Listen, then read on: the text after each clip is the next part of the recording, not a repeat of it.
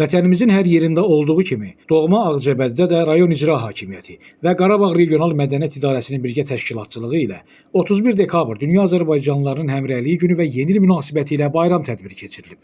Dekabrın 29-da Ulu Öndərin adını daşıyan meydanda yolka ətrafında keçirilən ümumrayon tədbirində Ağcabədi rayon icra hakimiyyətinin başçısı Rafil Hüseynov, hüquq mühafizə orqanları, Yeni Azərbaycan Partiyası Ağcabədi rayon təşkilatının rəhbərliyi, şəhid ailələri, qazilər, onların övladları, rayon sakinləri və en saylı hərbi hissənin bir qrup əsgər və zabitləri iştirak ediblər.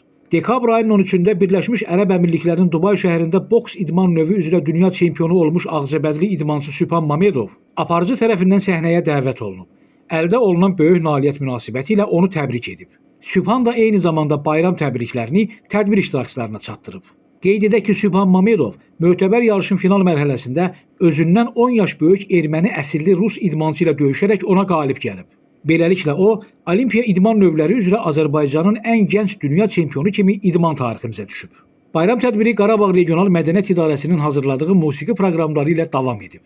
İdarənin tabeliyini fəaliyyət göstərən mədəniyyət müəssisələrinin kollektivləri əsl bayram ab-havalı nümunəvi çıxışlar ediblər.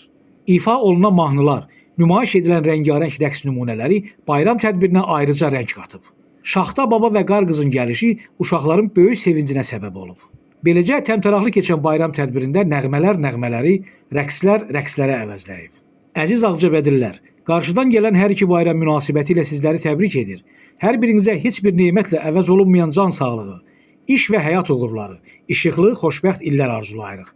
Bayramlarınız mübarək olsun. Gündüz sevindik Kənan İsayev, Aran Ağcabədi internet televiziyası üçün.